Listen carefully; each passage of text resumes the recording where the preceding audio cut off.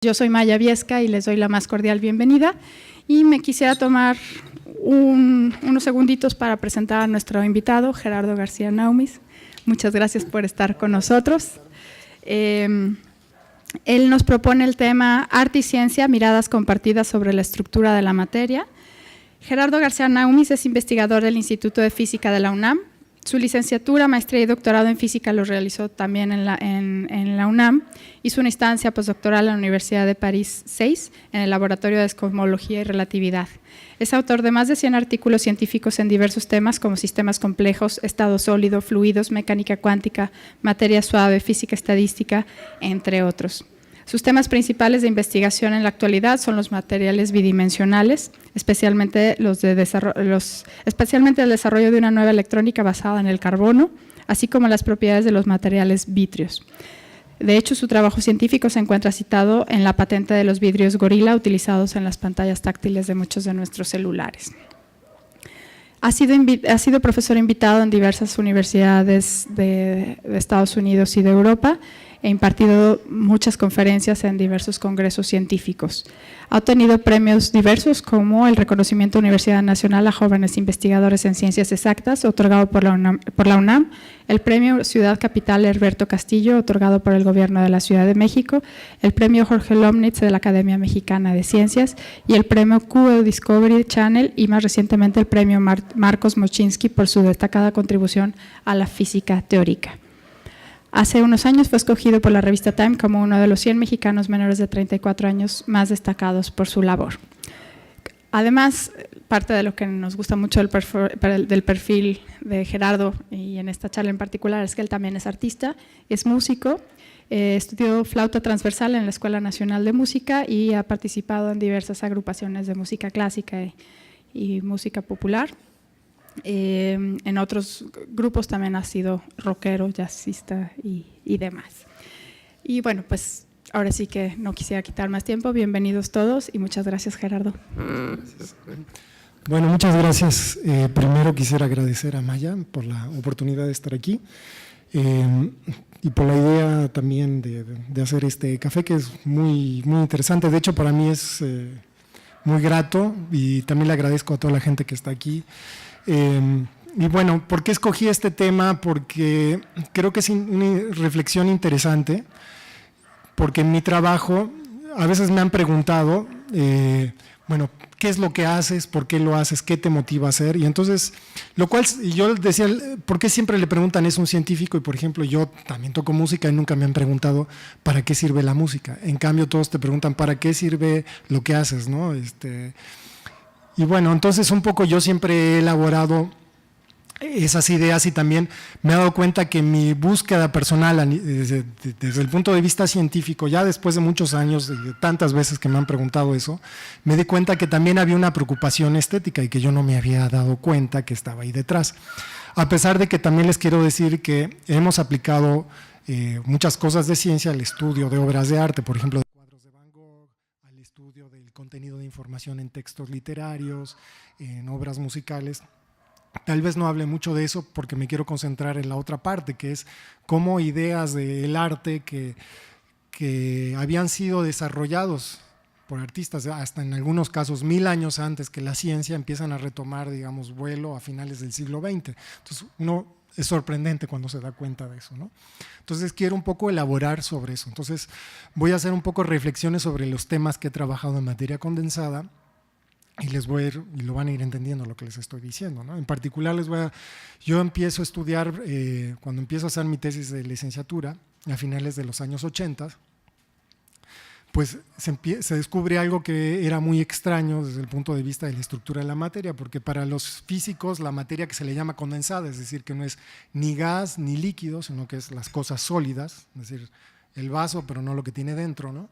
Bueno, la idea es que si nosotros vemos a los átomos pueden estar o desordenados, que es el caso del vidrio, que es lo que se le llama un estado desordenado, pero en realidad no es el estado más estable de la materia. Es decir, si dejamos este vidrio 2 millones de años, lo que va a pasar es que este vidrio va a fluir, porque no es el estado más estable. Los átomos empiezan como a fluir, pero es algo que en tiempos, digamos, de nuestra vida no podemos ver. Entonces esto tiene mucha importancia tecnológica. Una de las cosas que ya oímos es de la cuestión de los vidrios de los celulares.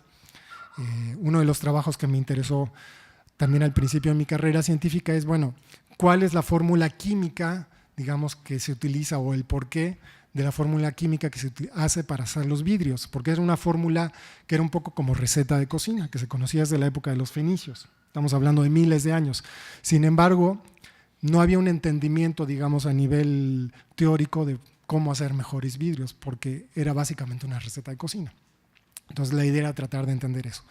Pero bueno, otro tema que empecé a estudiar era que en ese entonces se acababan de descubrir unos materiales que nadie entendía.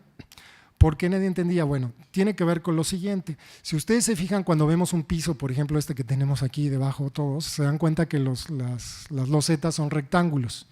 Y siempre hemos visto que las losetas pues, son cuadrados, rectángulos, triángulos o hexágonos. Y uno se dirá, bueno, ¿y por qué no hay pentágonos? Es decir, losetas con 5 lados o con 7 lados. ¿Sí? ¿Ok? Entonces una buena pregunta. ¿Por qué no hay?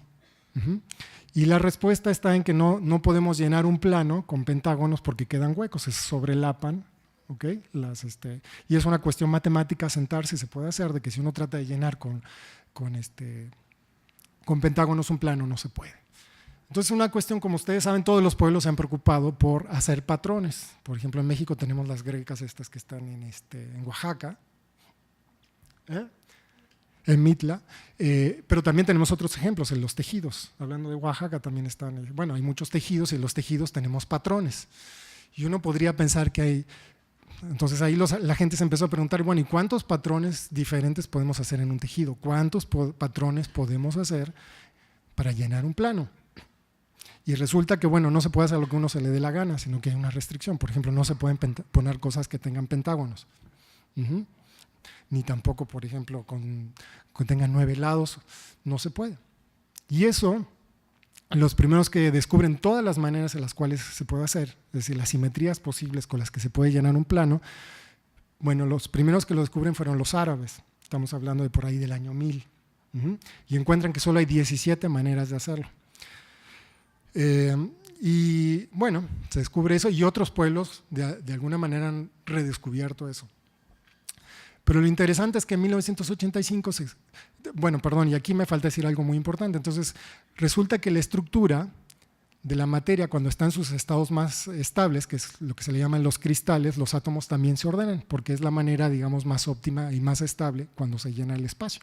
Ustedes lo han visto cuando por ejemplo, cuando venden naranjas que tienen una estructura muy especial, ordenada, en los puestos de naranjas. Bueno, esa es la misma estructura que tienen los átomos en un metal, y no es casualidad porque es una estructura que es muy estable y muy compacta. Entonces los átomos, así como las naranjas se acomodan así, también los átomos se acomodan así en los metales.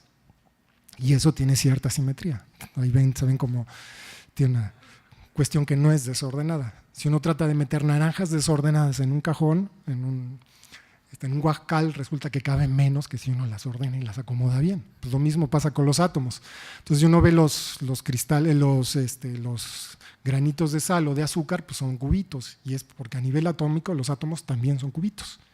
Entonces, para entender eso, a finales del siglo XIX la gente se da cuenta que tienen que entender los embaldosados.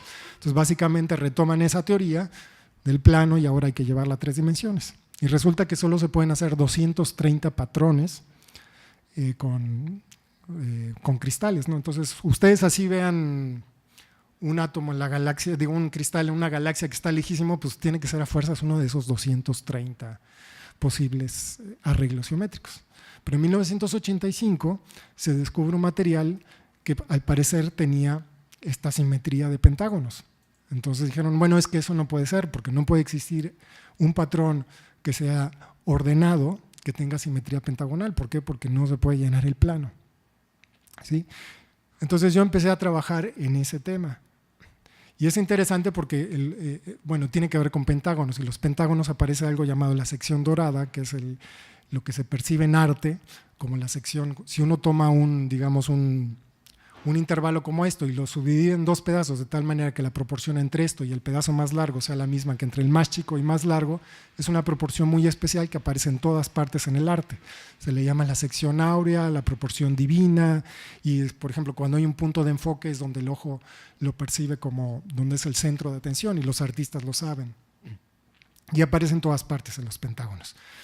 Pero todavía más interesante pues estaba el misterio, ¿cómo puede ser eso posible? Porque era un paradigma de la ciencia que no podía existir algo que tuviera pues esa simetría prohibida, ¿no? Entonces pues, pero al mismo tiempo era ordenado, entonces ¿cómo resolver ese dilema, ¿no?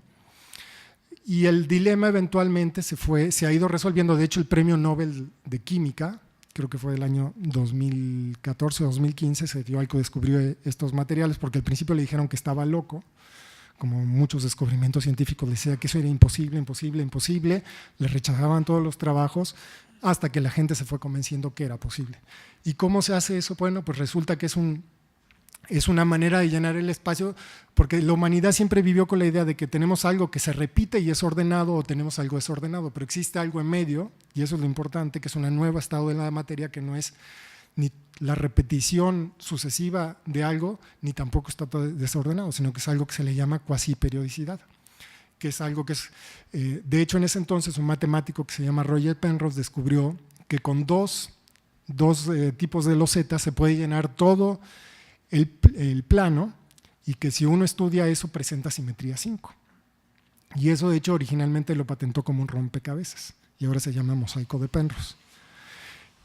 Y lo interesante, bueno, y total, yo me estuve trabajando muchos años en eso, de hecho encontrando una fórmula para poder hacer eso matemáticamente, de manera más sencilla, y tiene muchas aplicaciones, pero lo interesante de la historia es que cuando uno lo ve, los patrones son muy bonitos, porque es como si estuviera viendo cubos, pero que en realidad, ¿cómo se hace esa estructura? Pues lo que se hace es una estructura que está en dimensiones más altas, que no lo podemos ver. Agarramos un cristal en 5, 7, 12 dimensiones, y lo que hacemos lo proyectamos. ¿Cómo? Pues como se proyecta, ponemos una luz, esto digamos matemáticamente, pero el procedimiento matemático así, se agarra una estructura que está en dimensiones más grandes, uno lo proyecta y ve la sombra, digamos, en 3 dimensiones o en 2 dimensiones, y lo que le queda ese patrón, que es un patrón que cuando uno lo ve pues se ven como si fueran cubos en muchas perspectivas. Entonces muchos años después me costó a mí darme cuenta que en realidad eso es precisamente el cubismo, ¿no? Que era la idea de poner en un plano diferentes perspectivas de lo mismo, ¿sí? Entonces, y lo interesante es, eso es bastante reciente, por ahí del año 2008 se descubre que en realidad los árabes en el año 1000 ya se habían dado cuenta de eso. Entonces que Penrose, que hizo ese patrón hasta los años 1980, en realidad no había sido el que lo había hecho primero, sino que lo habían hecho los árabes, que por cierto en el alambre habían puesto todas las maneras posibles de los patrones geométricos, o sea, ya estaban ahí en el alambre como muestra de que ellos sabían cómo hacerlo. Entonces aquí estamos hablando de descubrimientos que los científicos retoman, no es que lo retomen, simplemente lo hicieron y después se dieron cuenta, claro, en realidad esto ya lo sabían, ¿no? ¿Pero qué es lo que había detrás? Pues lo que había detrás es que los artistas se habían puesto a pensar en estas cosas.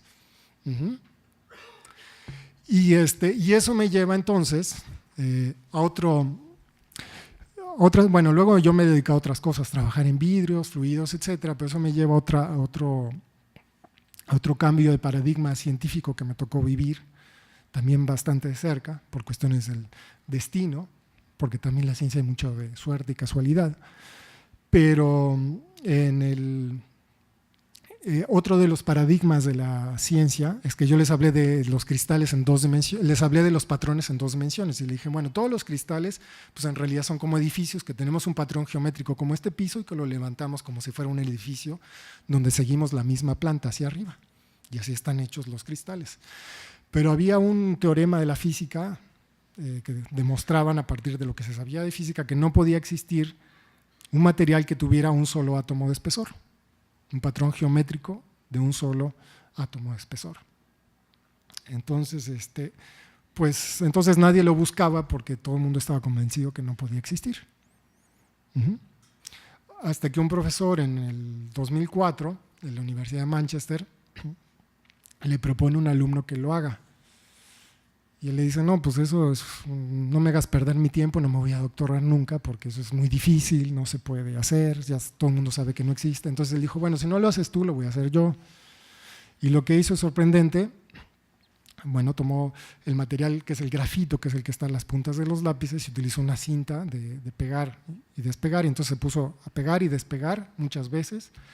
Y luego lo puso en un microscopio óptico, ni siquiera electrónico, un microscopio óptico, y lo único que tuvo que hacer es hacer una fórmula matemática para ver de qué color o dónde tendría que poner, digamos, este material sobre un sustrato para poderlo ver, de qué color se vería, para saber qué es el átomo de espesor, la capa.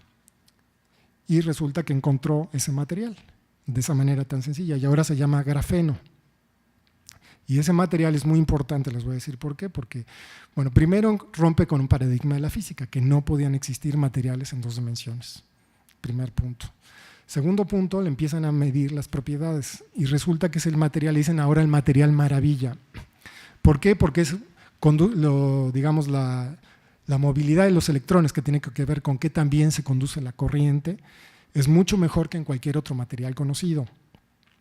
Además, la conductividad térmica es muy buena, es decir, qué tan rápido se saca el calor. Y eso es muy importante porque la electrónica actual ya llegó al límite de lo que se puede hacer con silicio.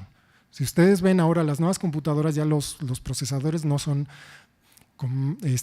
cada vez más chiquitos, sino que lo que se hace es poner 1, 2, 3, 4 procesadores, 5, 6, pero no se pueden hacer los transistores más chicos, que es la base de todos los dispositivos electrónicos. Porque ya se llegó al límite físico de lo que se puede hacer, porque el silicio se calienta demasiado y se funden los transistores.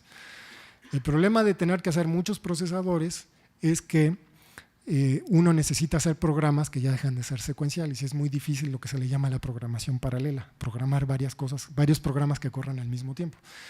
Entonces ese es el límite, y bueno, y además que cada vez los procesadores pues disipan más energía, se calientan más. El calor es energía que no nos sirve y que se está perdiendo.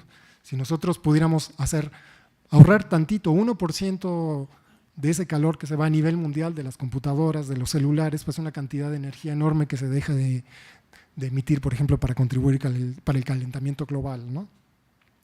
Entonces, además es un material que combina, por un lado es flexible, pero estamos hablando de carbono y como saben el diamante también es carbono. Entonces por un lado combina la resistencia del diamante con la flexibilidad y con la conducción electrónica del grafito, y además tiene propiedades, digamos, hay propiedades del mundo microscópico que se le llaman cuánticas, que normalmente son muy difíciles de observar, hay que hacer experimentos a muy baja temperatura, pero aquí se pueden observar, y eso nos lleva a otra cosa que le llaman la computación cuántica, que se supone que es una computación mucho más avanzada de la que estamos haciendo. Entonces un material, y además hay muchas cosas de física fundamental. En particular, ustedes saben que en el mundo digamos, de los físicos, las escalas de velocidades escalas muy grandes, estoy hablando de tamaños de galaxias, velocidades muy altas, se utiliza la teoría de la relatividad de Einstein, y en el mundo atómico se utiliza la mecánica cuántica. Y hay algo que se llama la mecánica cuántica relativista, que es la junta de los dos. Bueno, resulta que en todos los materiales que se conocían se utilizaba la mecánica cuántica que no era relativista, de bajas energías. Ahora resulta que en el grafeno es mecánica cuántica que es relativista, que normalmente solo podía verse en circunstancias así extremas, donde no sé, en hoyos negros, cuestiones así. Entonces ahora de repente tenemos un material que viene de la punta de un lápiz, que nos permite hacer experimentos que antes se necesitaban aceleradores gigantescos.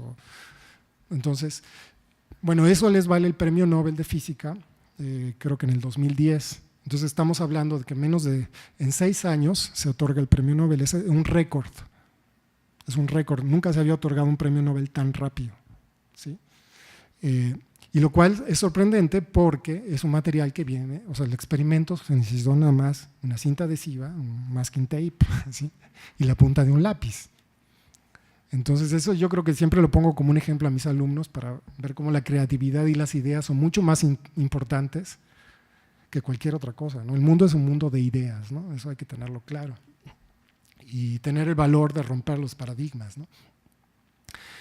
Y esto es interesante en la historia porque entonces se rompe ese paradigma, pero abre todo un mundo de posibilidades. Ahorita la gente ya ha roto ese paradigma, pues ha encontrado otros materiales, silicio en 2 dimensiones, fósforo en 2 dimensiones, y ahora la gente lo que está haciendo es apilar unas sobre otras y se pueden lograr muchísimas,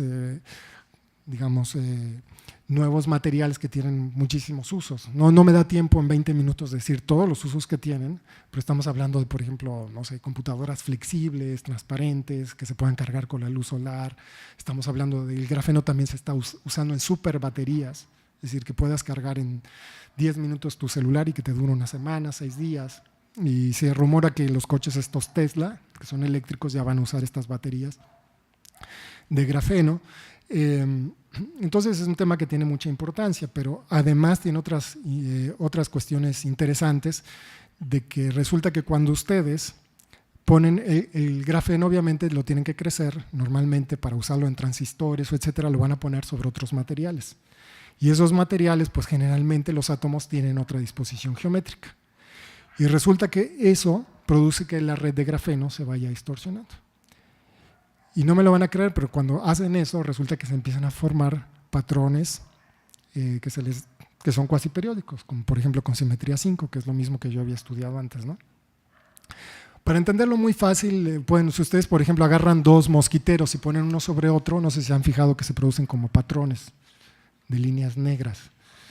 Es más o menos ese efecto que se llama patrones de Moiré, que es muy sencillo de observar. Lo mismo sucede con el grafeno puesto sobre otro material. Y ustedes pueden jugar con eso y pueden hacerlo a diferentes ángulos y reproducir, digamos, esas propiedades que tenían los cuasicristales, que además tienen otra propiedad que se me olvidó decirles, pero también se los comento, que es que estos presentan lo que se le llama fractalidad. ¿Y qué es la fractalidad? Es algo que a los científicos se nos había olvidado, pero nunca a los artistas, y es cómo se ven las cosas cuando las cambiamos de escala. Si nosotros agarramos la rama de un árbol, lo vemos, pues nos parece que la rama se parece mucho al árbol. Sí, de hecho, podemos arrancar una rama y ponerla en una maqueta de arquitectura y más o menos se ve como un árbol, ¿no? Y entonces decimos, bueno, las partes se parecen al todo, porque la rama, que es una parte, se parece al todo, que es el árbol, nada más que es una versión escalada. Y eso es lo que se le llama un fractal. El mejor ejemplo son las muñecas, las matriushkas, ¿no? Que son, abre uno, saca una muñeca más chiquita que es exactamente igual, la abre y sale una muñeca más chiquita. Son las mismas versiones de lo mismo, pero hechas más chiquitas. Eso en la física y en la matemática empieza a tomar fuerza a partir de 1970, 1975. Justamente, y cuando toma mucha fuerza en la física es cuando se trata de resolver un problema, que es, bueno, ¿qué pasa si yo tengo ahora un material en 2 dimensiones con un campo magnético? Y lo que encontraron es que, digamos, la energía que pueden tener los electrones tiene que ver con algo que es un fractal. Entonces salió un fractal, pero dijeron, bueno, esto es imposible medir por varias cosas, porque se requieren campos magnéticos muy intensos y además todo el mundo sabe que no existen cristales en 2 dimensiones. Pero si existieran, serían un fractal. ¿Sí? Pues en el 2014, justamente sucede eso, se observa ese patrón por primera vez, porque ya tenían el grafeno, y el grafeno sobre un sustrato resulta que es equivalente a tener un campo magnético muy, muy intenso. Y se observan esos patrones fractales, que por cierto, nosotros estábamos trabajando en eso. Dijimos en el 2014, dijimos, bueno, si ustedes ponen esto sobre grafeno, van a ver un patrón fractal. Y en eso nos escribió el premio Nobel y nos dijo, nos gustó su trabajo porque lo acabamos de hacer esto. ¿Qué ustedes están diciendo? Lo estamos haciendo. Y ya lo medimos. Porque fue un trabajo que tuvo 40 años, que fue el primer fractal en física, pero se pensaba que no se iba a poder medir nunca. Pero los fractales, en realidad había muchos artistas que lo habían observado, porque de hecho cuando ustedes tienen un fluido que se está moviendo, ustedes han visto, por ejemplo, las espirales en el café, que son espirales chicas y espirales grandes. Esos son también fractales, la turbulencia. Y esa turbulencia había sido, por ejemplo, Leonardo da Vinci ya había observado que, por ejemplo, cuando un fluido se mueve muy rápido, pues hay pequeñas turbulencias. También los artistas, la geometría que está detrás de las nubes, de los árboles, de las montañas, es también una geometría fractal. Es decir, la geometría que durante miles de años se restringió al estudio de círculos, de cuadrados, de triángulos, en realidad no era suficiente para describir el mundo que nos rodea. Y sorprende darse cuenta que por ahí de 1970 la gente se empieza a dar cuenta de eso. Además, también sería sorprendente si les dijera que en realidad eso no vino del estudio de las formas de la naturaleza, sino que vino del estudio de los errores que se producían en las llamadas telefónicas. ¿Sí? No tenía nada que ver, ¿no? Igual como, por ejemplo, el Big Bang, también, que es una de las pruebas de que hubo que el universo empezó con una explosión, el espacio y el tiempo, se descubrió cuando estaban estudiando el ruido que había en la radio, en la amplitud modulada. Cuando oyen ustedes la radio y no sintonizan ninguna estación, ese que se oye, el ruido blanco, mucho de ese ruido es el ruido fósil del origen del universo, ahí está. Y bueno, las compañías de radio querían saber de dónde venía ese ruido, ¿no? Y de ahí eventualmente contactaron a alguien con un físico que sabía de dónde venía eso, ¿no? Entonces es otro ejemplo para mostrarles como muchos descubrimientos son inesperados, pero los fractales, bueno, se descubren, digamos, la teoría de matemática empieza con los errores en una línea de teléfonos, y lo hizo un ingeniero, de hecho, no, ni un físico ni un matemático, un ingeniero. Pero ya estaba en el arte. Y de hecho, un poquito como voy de tiempo. ¿Está bien? ¿Pero como cuánto? Ok, entonces les platico algo que parece que no tiene nada que ver, pero tiene mucho que ver, porque también les digo, en estos 5 minutos les voy a platicar trabajos que luego hacemos como de hobby, ¿no? Tenemos nuestros hobbies, los científicos. ¿Por qué? Porque son trabajos que normalmente salen un poco fuera de la línea. Pero con un profesor en España habíamos ido a una exposición sobre Van Gogh, y todo el tiempo los críticos hablaban de la turbulencia, que parecía que se movían los cuadros, que se veían muy turbulentos, y discutiendo dijimos, bueno, es que para los físicos la turbulencia significa una cosa y se puede medir, ¿no? ¿Por qué no intentamos medir si realmente estaba pintando turbulencia o qué estaba poniendo, ¿no? Turbulencias, han visto, por ejemplo, la noche estrellada de Van Gogh, que se ven como remolinos, ¿no? Dijimos, bueno, pues vamos a medir eso. Entonces hicimos un programa de computadora muy sencillo que le presentábamos un cuadro, los píxeles, se digitaliza y se estudian las correlaciones matemáticas, las relaciones que hay básicamente entre un pedazo del cuadro con otro pedazo, y se hace una estadística, y la predicción de la física dice, bueno, te tiene que salir esto, ¿no? Y ahí sí nos quedamos con el ojo cuadrado, pues son de esas cosas que uno no cree, ¿no? Porque cuando lo vimos resulta que salía muy bien. Obviamente probamos con otros pintores para ver que el programa no estaba mal, y realmente todos fallaban, excepto que Van Gogh le pegaba, y no solo le pegaba, sino le pegaba una teoría que había hecho la teoría más aceptada de la turbulencia, que hizo en los años 1960, que se llama Kolmogorov, un matemático ruso, y le pegaba muy bien los números, ¿no? Entonces nos dimos cuenta que él había tenido un proceso pues muy cuidadoso de observación de lo que era la turbulencia, ¿no? O sea, realmente había un proceso, porque bueno, para nosotros esa es la explicación, ¿no? De que había en muchas de estas cosas de los fractales hay todo un proceso de reflexión del artista detrás, ¿sí? de observación de la naturaleza o de un fenómeno. Y bueno, fue muy sorprendente ver eso. Una cuestión interesante es que nos salía que las partes donde tenía sus ataques más, parece que psicóticos, era más acentuado eso. Y bueno, fue bastante interesante porque fue muy sorprendente para nosotros. Y de hecho salió en muchos medios internacionales. De hecho lo pusieron como, el Times lo puso como Van Gogh pintó la tormenta perfecta, ¿no? Y luego eventualmente la NASA descubrió una nebulosa donde había estrellas y había turbulencia cósmica a nivel de años luz, y le llamaron la noche estrellada porque se ve muy parecido al cuadro. Entonces fue como algo que nos hizo sentir tranquilos, porque uno también siempre como científicos tiene miedo de equivocarse, ¿no? Dice, buen ching, a ver si no la regué, ¿no? Y bueno, esa fue una experiencia, y luego hemos hecho otros trabajos ya para cerrar, por ejemplo, de análisis de texto, de análisis de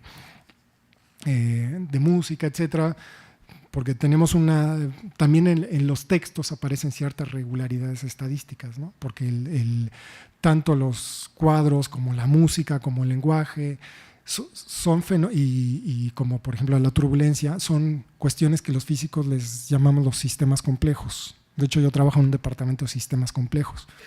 Los sistemas complejos es una rama de la física que estudia muchos fenómenos que pueden tener que ver con biología, pero pueden tener que ver con el tráfico, pueden tener que ver con la economía, porque cuando uno tiene muchos entes que interaccionan entre sí, por ejemplo, personas, coches, agentes económicos o átomos, hay leyes entre ellos, y esas leyes, cuando son muchos, resulta que aparece lo que se le llaman fenómenos emergentes, que se puede resumir en que más es diferente. Es decir, si nosotros vemos un átomo de agua, o muchos átomos de agua, miráramos las leyes de interacción entre ellos, es difícil entender que podría dar lugar, por ejemplo, a vapor de agua, a hielo, a fenómenos como la turbulencia. No son obvios, pero son fenómenos que se les llama emergentes. Las personas, también hay fenómenos emergentes. Por ejemplo, si tenemos muchas personas en un concierto, pues si la densidad es muy alta, llega un momento donde se atascan, y entonces es como si fuera un sólido, y es lo que se le llama una transición de fase. ¿Sí? Exactamente. ¿Sí? Y de hecho puedes estudiar, y hay gente que es muy seria y es muy importante, por ejemplo, cómo evitar que se aplaste la gente, ¿no? Entonces ahí en la UNAM se hizo un estudio, por ejemplo, mandamos una persona con sensores al metro a ver cómo lo aplastaban. Y bueno, y hay mucho de física, y el tráfico también se puede describir usando, por ejemplo, leyes de fluidos, ¿no?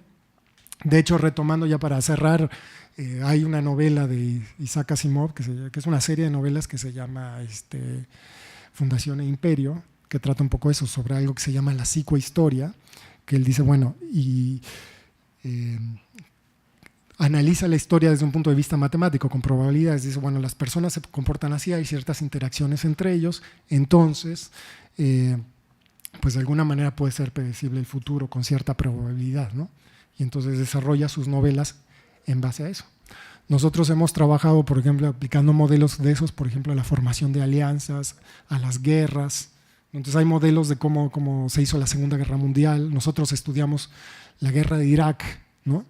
Usando los modelos que usaba la gente, y nos dimos cuenta que bueno, los sistemas sociales son todavía más complicados, ¿no? Porque la interacción no es como generalmente la física, la interacción es de parejas. Asumimos que la interacción mía con cada uno de ustedes es igual si ustedes no están o si están, pero en la vida real no. Yo no me voy a portar igual si estoy platicando con una sola persona que si están todos ustedes. Eso me afecta, ¿no? Entonces, bueno, esos son los sistemas complejos, es decir, son sistemas donde tenemos muchos agentes, interaccionan entre ellos y salen cosas diferentes. Y eso es importante para terminar, porque a veces los físicos somos un poco arrogantes, ¿no? Decimos, bueno, pues, ¿qué es la psicología? Bueno, en realidad pues no es más que biología. ¿Y qué es la biología? Pues más que química, ¿no? ¿Y qué es la química? Pues nada más que física, ¿no? Y así nos vamos hasta llegar al quarks. Entonces ya sí sé, ¿no? Sí, supercuerdas, ya lo sé todo, ya hablan de la teoría del todo. No, eso es, bueno, aquí sí voy a decir, yo creo que eso no es cierto. Para mí el ejemplo del grafeno es muy claro. Hay muchas cosas en el mundo real que a su nivel son tan importantes como la teoría de cuerdas, ¿sí? Por ejemplo, el descubrimiento del ADN, que es, digamos, el lenguaje de la vida, pues es tan importante como pues, el descubrimiento más importante de la física. Entonces, en todos los niveles de la ciencia siempre hay descubrimientos que son tan fundamentales, ¿no? Y pues los sistemas complejos pues trata de que esos niveles de la ciencia se traten de hablar entre sí.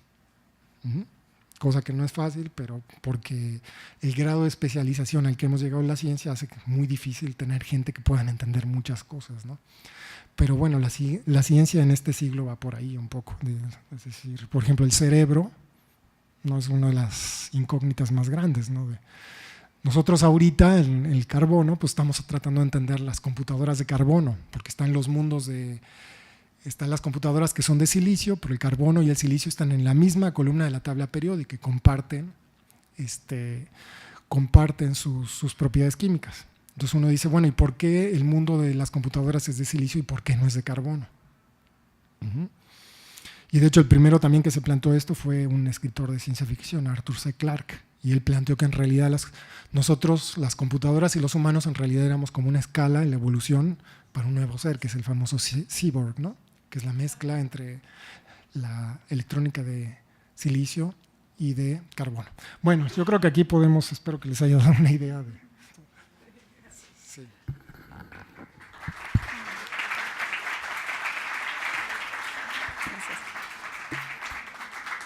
Muchas gracias, Gerardo. Pues como les decía, apenas es la primera parte. Nos tomamos 5 minutos y retomamos con sus preguntas y las respuestas de Gerardo. Gracias.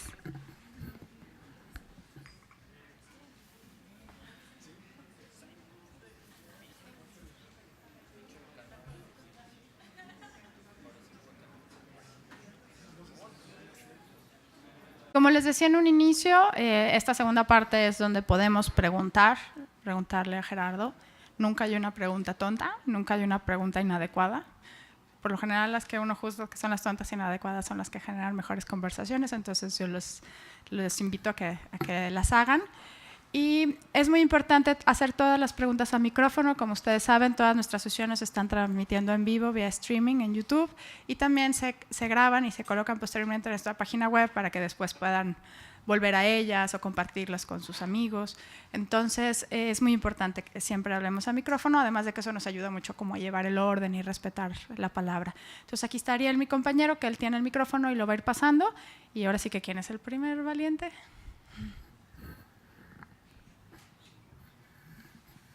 Hola, buenas noches a todos. Como lo comenté en el intermedio, generalmente en estas pláticas uno toma este receso de los 5 minutos para el refill del café para elaborar la pregunta. A diferencia de otras ocasiones, hoy tenía, antes de que terminaras tu intervención, como 50,000 preguntas y mi tarea fue decidir cuál de esas te voy a hacer.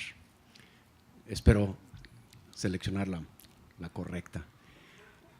De todo lo que nos charlaste hace un momento, me llamó la atención esta nueva manera de encontrar relaciones entre ámbitos tan diferentes como lo son la física, cuántica, etcétera, el arte. Y quiero preguntarte algo muy particular. Dentro de tu campo de acción, de investigación y de los colegas con los que cotidianamente trabajas, ¿sabes tú si alguien se ha estado preocupando o tiene la inquietud de buscar una relación entre estas leyes que se manejan en la física, en la química, en el universo, con aquellos patrones de conducta que tenemos los humanos, llámese de enamoramiento, de odio, de ambición? A lo mejor suena totalmente discrepante uno del otro, pero yo creo que sí podríamos investigar un poco al respecto y me interesa saber si tú sabes si alguien está ya con esa inquietud de estudiarlo. Esa es mi pregunta. Bueno, es muy buena pregunta porque, bueno, sí hay varias personas interesadas. De hecho, nosotros hemos estado interesados, hemos hecho estudios, por ejemplo, de amistad y odio en grupos. Hasta tenemos un trabajo publicado sobre eso. Pero bueno, tengo otros colegas. Yo estoy en el departamento de sistemas dinámicos y hay varias personas. Por ejemplo, tenemos un colega que estudia el comportamiento social de las hormigas. Tú podrías decir que tienen que ver la física con las hormigas, pero bueno, por ejemplo, estudian qué patrones siguen las hormigas para ir a buscar el alimento. Tengo otro colega que ha estudiado, por ejemplo, los patrones de búsqueda de los monos en la selva. Es decir, ¿son aleatorios o qué patrón siguen para buscar la comida? Entonces son comportamientos animales que no son, bueno, digamos, son sociedades, digamos, de animales. Entonces sí se ha trabajado eso y que son más sencillas de estudiar, porque los físicos siempre tratamos de estudiar lo más sencillo, ¿no? Es decir, cosas que podamos acotar muy bien y que podamos tener unas poquitas cosas. Los físicos somos bastante buenos en hacer eso, pero nos cuesta muchísimo trabajo. Cuando le vas metiendo más, lo vas complicando. Entonces, por ejemplo, nosotros, tengo otro colega también, otro colega del instituto que hizo un estudio de las redes de celular, con unos datos que, con un investigador de Finlandia. Nokia le prestó los datos de Europa y entonces, por ejemplo, ellos hicieron un análisis de, por ejemplo, el tiempo que tú duras hablando con una persona generalmente es la persona que es más cercana a ti, ¿no? Entonces hicieron, por ejemplo, una red de amistades, ¿no? De cómo se da esa conectividad, ¿no? Por ejemplo, con cuántas personas te comunicas. Bueno, cosas como esas, pero puedes inferir cosas sobre la sociedad haciendo ese tipo de estudios, porque ahorita se está juntando sistemas dinámicos también con lo que llaman minería de datos, que puedes tener acceso a datos muy… Nosotros quisimos hacer, por ejemplo, un análisis muy modesto, porque un amigo me dijo, bueno, ¿por qué no lo que queríamos hacer nosotros era estudiar las redes de amistad y de odio en los salones, ¿no? Entonces él decía, no, pues vamos a usar las redes de celulares y no sé qué. Yo le dije, mira, vamos a hacer algo más sencillo que me hicieron a mí en la secundaria, que me dejó muy traumado en la secundaria, por cierto, porque nos dijeron, a ver, vamos a hacer una dinámica de grupo, escribe tus 5 mejores amigos y tus 5 enemigos, ¿no? Entonces, sí, muy fuerte, porque de hecho teníamos luego en el pizarrón pusieron todas las líneas, y eso antes de que fuera teoría de redes, y eso fue como una cosa de dinámica grupal, ¿no? Entonces teníamos un amigo que era judío y le llegaban casi todas las líneas de odio, ¿no? Fue muy triste, ¿no? Y me acuerdo mucho porque fue muy, a mí me dejó muy marcado eso, ¿no? Porque era un buen amigo mío. Y después le dije, cuando este amigo me dijo, vamos a hacerlo más fácil, ¿no? Vamos, vamos a conseguirnos alumnos que nos ayuden porque dan clases y que aplican estas encuestas, ¿no? Entonces hicimos, por ejemplo, un estudio de enemistad y odio, y lo que encontramos fue eso, que la amistad es mucho más democrática, por ejemplo, que el odio. El odio parece que nosotros le llamamos el efecto del enemigo público número 1, ¿no? Parece como que los grupos siempre hubiera ahí alguien que concentra todo. Y bueno, empezamos a hacer modelos matemáticos, etcétera. Pero bueno, eso es, lo que me estás diciendo, bueno, es un poco también entender lo que está detrás del cerebro, y hay muchos físicos famosos, por ejemplo, Roger Penrose, que descubrió el Penrose, escribió un libro enorme que se llama La nueva mente del emperador, que trata sobre eso. Y de hecho no lo dije, pero el que descubrió ese primer fractal en la física, de qué le pasa a un cristal en 2 dimensiones cuando le pones un campo magnético, de hecho él se dedicó a estudiar la inteligencia artificial, se llama Hofstadter. Por cierto, no sé si han visto el Big Bang Theory, le pusieron uno de los personajes a él, porque esta persona después escribió un libro que se llama Gödel, Escher y Bach, una trenza eterna, es el mismo, que se ganó un premio Pulitzer, y es un libro que no es fácil de leer, pero es un libro de los primeros libros de divulgación hecho por un científico muy reconocido, y donde él analiza lo que es él trata de entender el surgimiento de la conciencia, y dice que tiene algo que ver con los fractales, básicamente. De hecho, él dice que es lo que le llama una espiral infinita, ¿no? Que va subiendo como niveles de conciencia. Y de hecho se pelea con Roger Penrose, porque Roger Penrose dice que es imposible que exista la inteligencia artificial, y Hofstadter dice que sí. Y es un debate que lleva unos buenos años, ¿no? Ahí. Pero entonces la respuesta está que bueno, la física del cerebro y bueno, lo que está detrás de los comportamientos y todo, pues es un tema abierto, ¿no?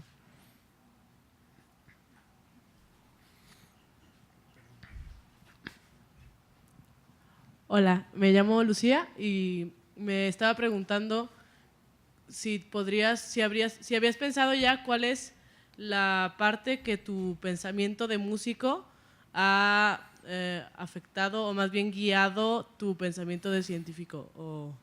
Si el ser músico y el tocar y el estar en este otro mundo te ha ayudado a tener este tipo de, no sé, revelaciones, descubrimientos y eso. No, sí, yo creo que no a nivel consciente, pero sí te permite, por ejemplo, entrar a planos, a momentos de cierta contemplación que te permiten realmente, de repente, tener ideas, ¿no? Estábamos platicando hoy en la comida justamente el papel que tiene el ocio de la creación, ¿no? Porque de repente ahora en la ciencia nos exigen producir mucho, tienes que hacer y producir y producir, y muchos de los grandes descubrimientos científicos tienen que ver con el ocio, con estar y Penrose, por ejemplo, le dedica un capítulo a qué es la creatividad en los científicos, ¿no? Por ejemplo, Einstein decía que él no pensaba ni en matemáticas, ni en ecuaciones, ni en palabras, sino que movía objetos ahí en la cabeza y que se le ocurrían las cosas, ¿no? Y casi todos los científicos, las cosas, como llaman algunas epifanías, ¿no? De que la revelación, así que de repente la verdad se te impone y es un momento maravilloso. Y una vez que lo pruebas, pues ya nunca más quieres dejar la ciencia. Pues esos momentos generalmente ocurren en momentos donde tú no estás pensando en eso, ¿no? Simplemente pues te dejas llevar y de repente se te ocurre. Entonces yo creo que sí está ahí, ¿no? No es muy consciente cómo pasa, pero creo que sí.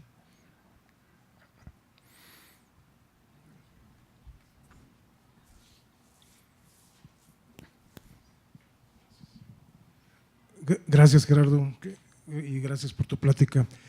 Bueno, casi nunca pregunto, pero esta vez sí es como romper un esquema que yo tengo y creo que muchos tenemos, sí. Es ¿cuál ha sido el efecto que se ha tratado para hacer el cristal enrollable? O sea, todo el mundo tenemos el cristal como sólido, que no se puede enrollar, no se puede, pero el nuevo cristal que viene, que es enrollable, ¿por qué puede ser? Esa es mi pregunta. Bueno, realmente es como si lo piensas, por ejemplo, como un mosquitero, ¿no? El mosquitero, pues a nivel local es como rígido, pero tiene cierto juego y ese juego le va permitiendo que lo vayas enrollando. De hecho, el grafeno, si lo enrollas, te sale otra cosa que se le llaman los nanotubos. Y esos nanotubos, bueno, tienen muchas aplicaciones como en televisiones, etcétera, pero el grafeno es mejor. Y del grafeno puedes enrollarlo y hacer nanotubos, o los nanotubos, si los rompes, te queda el grafeno. Pero el secreto es muy sencillo. El grafito está hecho como planos, que son, los átomos se acomodan en el carbono como si fueran como un panal de abeja, exactamente así. Entonces en el grafito tienes una hoja que es como un panal de abeja, o sea, como hexágonos, y luego otro hexágono y otro hexágono, pero la interacción entre ellos es muy débil y de hecho por eso cuando tú escribes, de hecho ya se sabe que generas grafeno. Entonces, ¿qué le da la flexibilidad? Pues el hecho de que puedes, digamos, deformarlo en una tercera dimensión. Y eso es justamente ese hecho tan sencillo lo que permite que exista, porque el grafeno lo deben de pensar como una membrana que está vibrando, ¿sale? Y por cierto, ayer fui a anteayer fui a los prismas basálticos, no sé si los conocen ahí, por Santa María Regla en México, son también patrones hexagonales, porque es así como las abejas llegaron a la solución de que hacer hexágonos, también la lava, cuando se solidifica, también forma esos patrones hexagonales, y como también pasa en el grafeno. Es decir, son tres fenómenos de naturaleza donde por diferentes razones se llega a que esa es la situación óptima, digamos. Sí. Creo que allá hay otra. Creo que por ahí. Bueno. Hola. Sí. Gerardo, yo quería preguntarte, estás hablando de dos temas, la ciencia y el arte, y ambos se supone que son para la gente, pero en realidad tienden a ser más elitistas. Y creo que en un país donde reina la desinformación, y que no solamente eso, sino que es una herramienta para controlar personas, o más bien la mala información, porque no tanto desinformación, ¿cómo le haces cómo crees que deberíamos hacerle para acercar el conocimiento a las personas y para empoderarlas a través de eso, ya que estás tan inmerso en esos campos y parecen tan lejanos para alguien pues más regular, por así decirlo, los mortales, para los mortales? Sí, no, tu observación es muy, muy importante, ¿no? Porque yo también quisiera saber una respuesta, porque sí, a veces tú haces una pequeña parte, haces todo lo posible, pero bueno, hay todos otros aparatos que hacen todo lo contrario. Pero yo quiero ser optimista, yo creo que lo que se está haciendo aquí es muy bueno, yo creo que lo importante es detonar, pues apostarle un efecto multiplicativo, es decir, que las gentes vayan tomando conciencia de esto, de que la ciencia es importante, el arte es importante. Por ejemplo, ahorita que hay tanta violencia, se ha visto que en realidad el arte es muy importante. Sí, no sé, se ha tratado por ejemplo, en Colombia, y ahorita lo están tratando de retomar en México. Desde luego eso no resuelve las causas, por ejemplo, de la violencia o la desinformación. Tenemos que, yo digo que hay que pensar en resolver lo que puedes resolver tú de manera inmediata y tener un impacto, pero claro, hay otras cosas que no puedes resolver, y las ruedas del cambio social siempre son más lentas de lo que quisiéramos. Es decir, uno en el transcurso de nuestra vida, bueno, quisiera uno ver más cambios positivos, pero bueno, también la sociedad es como tiene sus transiciones de fase. De repente tú ves algo que parece que está muy desordenado y de repente en un año se puede transformar en otra cosa, ¿no? Que puede ser peor o puede ser mejor.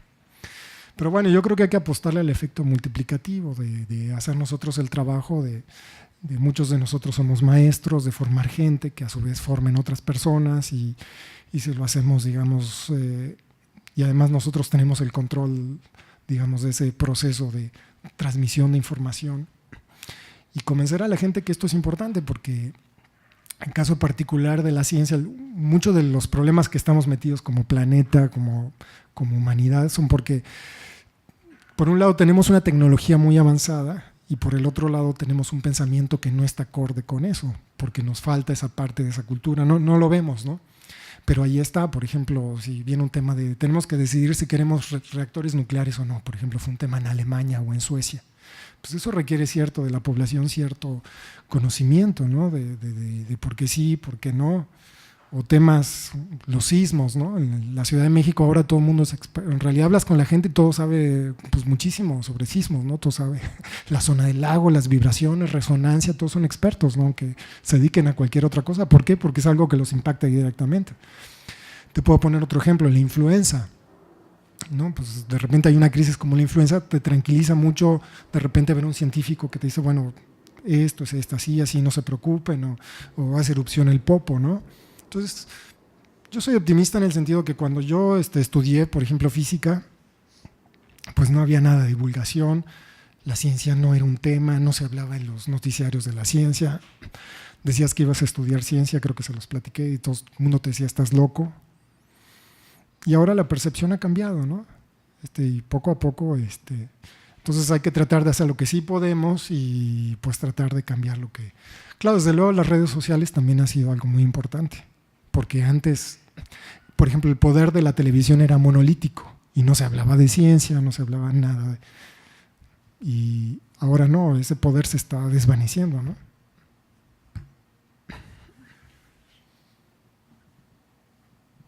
Hola, dentro de la plática discutimos un poco acerca de la relación de ciencia y arte, muy específicamente con la pintura.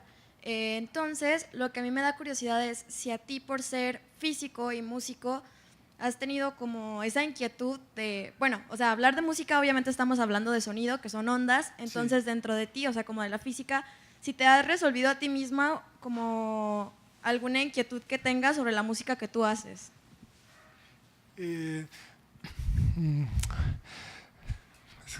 Complicado, pero a ver, no, sí, me ha ayudado mucho, te ayuda a muchos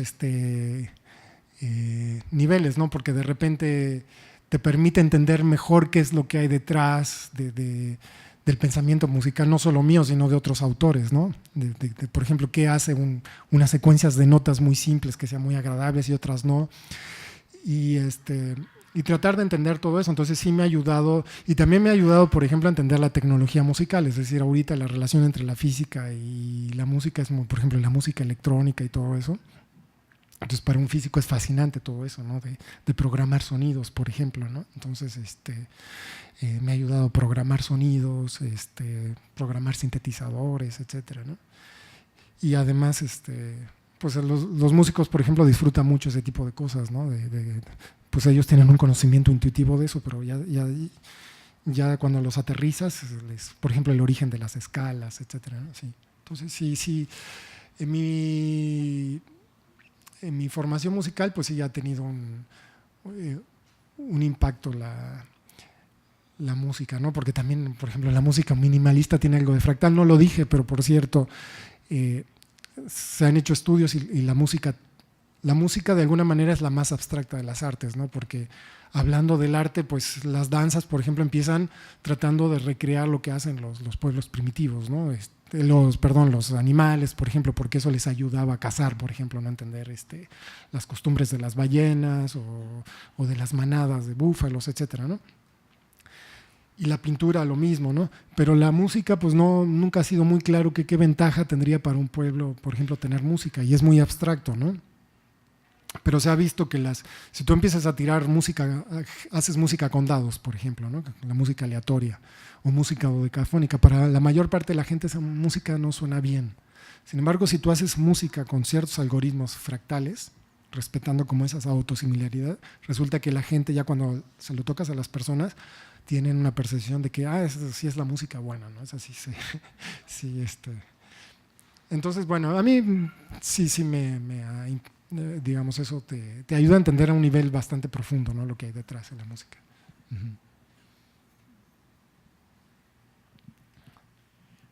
Todo lo que somos pasa por el cerebro. Para estudiarlo son ondas, llámese electroencefalograma y ahora resonancia, bueno, otras cosas, en las cuales le lanzas una pregunta en emoción y se activa una red. Hay cierta regularidad, es decir, no es al azar. Se discute si el libre albedrío, no es cierto. Antes de que actuemos, de que pensemos, ya el cerebro ya determinó lo que vamos a hacer. Fracciones de segundo. En la Feria del Libro estuvo el rector de la Universidad Favaloro de Buenos Aires, Facundo se llama, y están haciendo estudios muy profundos de esto. De tal forma que comunican con electrodos a una persona y otra está en Madrid y hay un pensamiento y un sintetizador, una computadora capta ya, y aquí se le dice mueve la mano y envía la señal y el otro sin saberlo mueve la mano. ¿Sí? Entonces se esperan avances extraordinarios. Tenemos un problema con la enseñanza y la educación, que nos han dicho que las matemáticas y las físicas son difíciles, que mejor no hay que estudiarlas. Es pensar, es pensamiento. La cuestión es que hay que hacerlo de forma lúdica y estamos fallando los que aprendemos y lo que enseñamos. Ahí está, porque no estamos formando seres pensantes y todo esto se está formando en el pensamiento. Borges dijo que pensar es abstraerse, es generalizar. Es como está avanzando la ciencia y por eso los países del primer mundo es porque tienen gente pensante. Y el arte indudablemente es producto cerebral. Gracias. Sí, bueno, eso que dices es muy importante. Yo también creo que una de las cosas más importantes de la ciencia es que es algo lúdico, es decir, y a veces es difícil con los estudiantes. Yo muchas veces prefiero a los estudiantes de primeros semestres porque no han perdido como digamos, ese espíritu natural para jugar, que los alumnos un poco ya de posgrado ya perdieron. Por tanto, precisamente porque, bueno, sí, yo estoy de acuerdo contigo, lo de la cuestión de la educación, porque se insiste mucho en la matemática, y la matemática en realidad es un lenguaje que ni siquiera es tan útil en todas las ramas de la ciencia, ¿no? Es un lenguaje, ¿no? Y es una manera de expresar, pero las ideas centrales no necesita entenderlo, pero no necesitas, para explicar las ideas centrales de la física, digo, este café es una prueba de ello, no necesitas matemáticas, no hablamos de matemáticas, en cierta manera. La cuestión es que si insistes en enseñar ese lenguaje que además aparentemente la gente tiene esa idea preconcebida que es difícil, bueno, pues no vas a llegar muy lejos. Y los planes de estudios insisten en eso. Por ejemplo, es mejor poner a la gente a hacer experimentos de química, no sé, a jugarse con la cocina. Por ejemplo, le estaba platicando eso, ¿no? De que yo tenía que escribir un texto de divulgación y encontré unos párrafos muy buenos de Sor Juana Inés, donde habla todos los experimentos que ella hizo en la cocina y todo lo que aprendió en la cocina. Entonces, de repente hay más de ciencia haciendo un pastel que poniéndose a estudiar tiro parabólico. Sin embargo, las escuelas siempre es tiro parabólico y tienes que aprender tiro parabólico así como… Y créeme, yo di muchos años clases de regularización cuando era estudiante, era una manera de vivir y siempre el tiro parabólico y caída libre y la gente no entendía, o sea, era muy difícil convencer a los estudiantes que el tiro libre, digo, el tiro parabólico era importantísimo, y hablo del tiro libre porque siempre les hablaba de fútbol a los alumnos a ver si así me entendían o los motivaba algo, y del chanfle y todo eso, a ver si eso les movía algo. Entonces de repente era mejor ir a jugar fútbol y platicar a ver cómo sería mejor tirar la pelota, si más de 45, menos de 45 y así jugar con eso.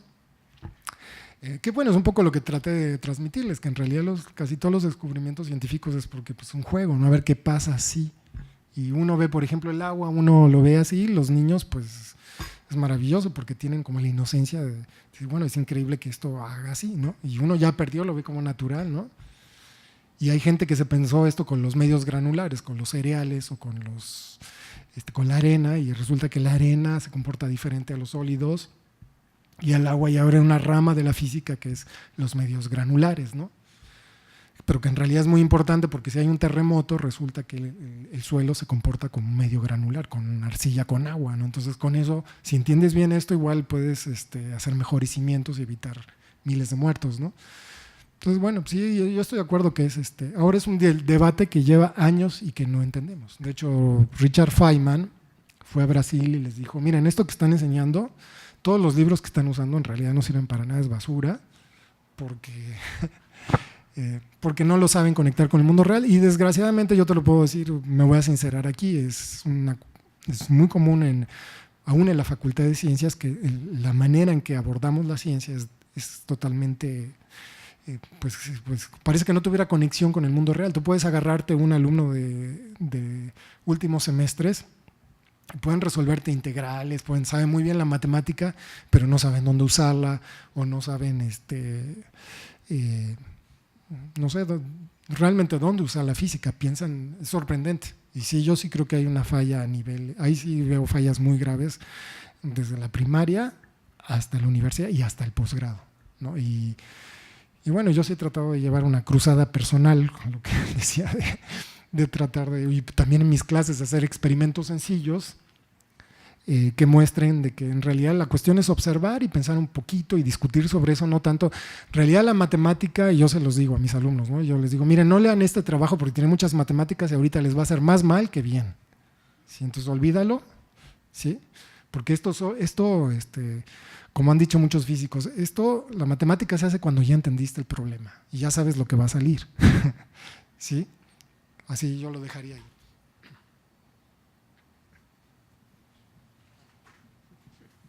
Buenas noches. Bueno, dos preguntas. ¿Tiene algunos libros de divulgación que nos pueda recomendar? Y la siguiente es más técnica. ¿Cree que algún día se pueda sintetizar alguna célula de grafeno basándose en el principio de la polimerización de las microtubulinas que tiene por dentro? Gracias. Bueno, antes te quiero ahí hacer unas preguntas a ti, porque primero, ¿por qué te interesa lo segundo? Y además, también cuando me dices, bueno, recomiéndame un libro de divulgación. Yo no tengo libros de divulgación, tengo capítulos de libros, pero entre mis proyectos de vida está igual a venirme a un pueblito así durante 6 meses a escribir un libro, pero todavía no. Precisamente me gustaría escribir algo en el sentido que él dice, ¿no? De cosas de física, más de pensar que de matemática, ¿no? Porque, por cierto, muchas cosas las puedes hacer simplemente análisis de qué cantidades son importantes y de dimensiones. Y bueno. Pero bueno, entonces yo te preguntaría, ¿qué tipo de divulgación? ¿Cuál es tu preparación? ¿Qué te interesa? ¿Qué estudias? ¿Qué quieres estudiar? Bueno, sobre la divulgación, pues pensaba en algún libro que usted haya escrito y pues que nos recomendara para enfocarnos como en su trabajo, porque es interesante, o sea, algunas cosas que ha dicho. Referente a lo otro, bueno, estoy estudiando biotecnología y eso de que dijo que el grafeno se puede enrollar para hacer microtubos que se usan, yo creo que ya en la nanotecnología de microcomponentes, nanocomponentes como condensadores. Creo se me asemejó mucho a la polimerización de las microtubulinas dentro de la célula. Entonces quería saber si se podía hacer el mismo principio para en un futuro, pues, que se pueda realizar, ¿no? No, yo creo que sí. De hecho, yo creo que sí. Y es interesante porque muchas de estas cosas de las que yo hablé también lo han hecho con cosas orgánicas. Por ejemplo, los cuasicristales. Ya se han hecho cuasicristales con moléculas orgánicas, ¿no? Con polímeros, por ejemplo. Entonces formas patrones cuasiperiódicos con polímeros y tienen propiedades muy interesantes porque son diferentes a arreglos desordenados o periódicos. Entonces yo diría que sí.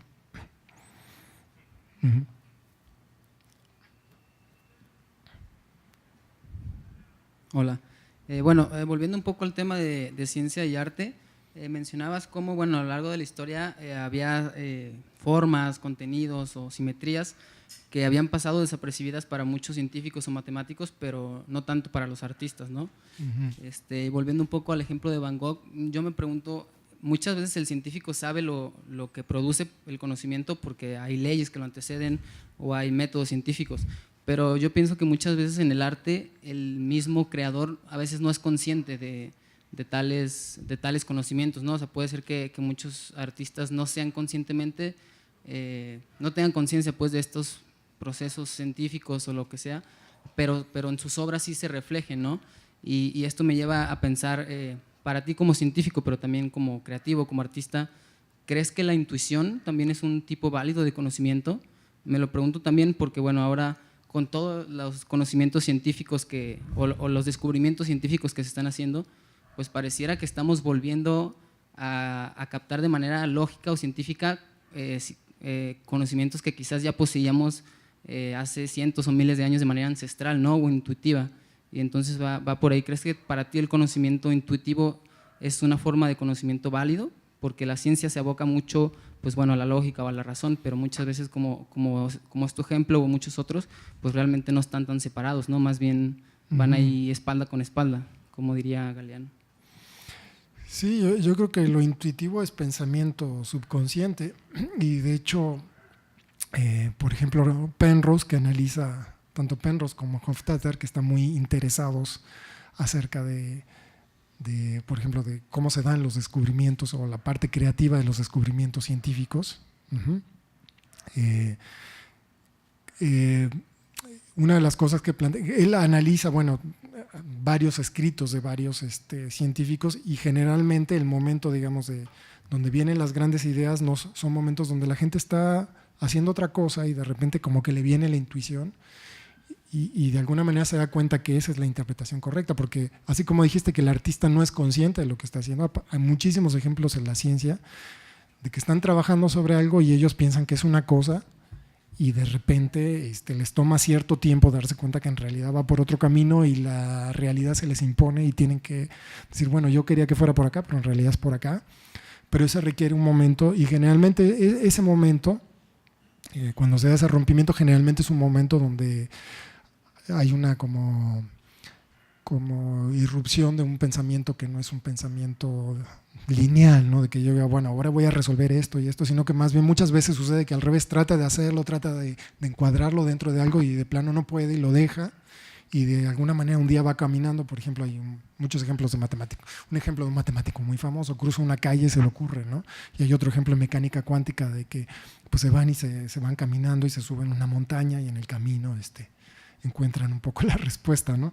Pero pensando en otra cosa. Entonces sí, y de hecho hay teorías, ¿no? Hay por ahí un libro también de divulgación sobre la teoría del caos, que por cierto es un libro de divulgación muy recomendable sobre fractales y sistemas dinámicos que se llama Caos, la creación de una nueva ciencia, donde habla de todas estas cosas. Y otro que se llama Desorden, Orden y Desorden, del otro lado del espejo, donde habla también de este proceso de la creación, porque hay gente que lo ha tratado de modelar matemáticamente, como que si estuvieras pensando en un plano y de repente la intuición es como pensar en otro plano y de repente saltas y ya cuando estás en el otro plano, claro, lo ves claro, ¿no? Entonces, bueno, yo sí creo que es una parte fundamental. Sí.